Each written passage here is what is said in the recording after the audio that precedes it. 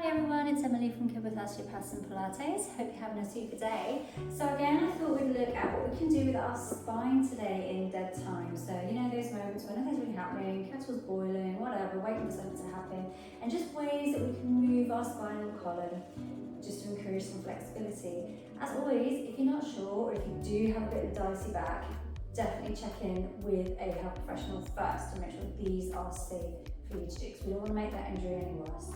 So that's the first thing I'd say.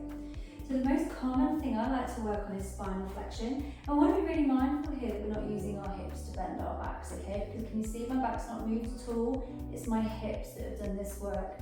So we really want to focus on curling that spine. So we're going to start top down. We're going to move all 33 vertebrae. So chin to chest, rolling down.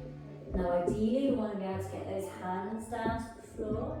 And if your hamstrings are limiting this for you, no issues with you putting a little knee bend in to facilitate that movement. And then we bring the body back on up. So a good 2-3 of those, really lengthening the spinal column and the posterior chain of the body. Okay, after this, nice side bending just to stretch out those lateral spinal muscles. Again, if you're more flexible, you can bring in the opposite hand, bring it over. Now make sure this arm is running in parallel to your ear and it's not all bent over the head like so. It's nice and clean. A good 2 of these, 2 each side, and a nice 5-second hold. After this, I like to put some spinal rotation in. 1, 2, 3, and keep it pure. So just let the spine do this. Don't let the hips and knees help. You see how much further I'm going here, but I've lost the movement. I'm not isolating it in my back. So just keep it in the spine.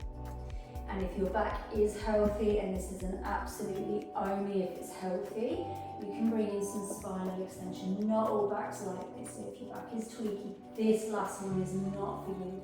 Just a good 5 seconds. Now again, extra challenge time if you are thinking, I can do all that, I just want to take this up a notch.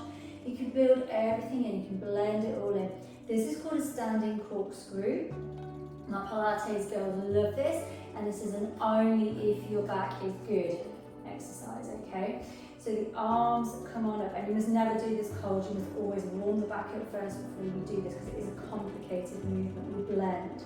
So we go into side bending, into rotation, back into side bending, and all the way back up through rotation, and then take that to the other side.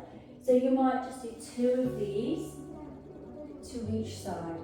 Added bonus is you get to strengthen your obliques with this, but that extra additional challenge is only for those that have a happy back, you're used to moving your back, and you've warmed it up first. Otherwise, work on the other movements. So it's gentle spinal flexion, side bend, rotation, extension if you feel happy. But any questions, get into it. Don't just go ahead, be a weekend warrior and give it a go. Check it out first, because the last thing we want is any back injuries.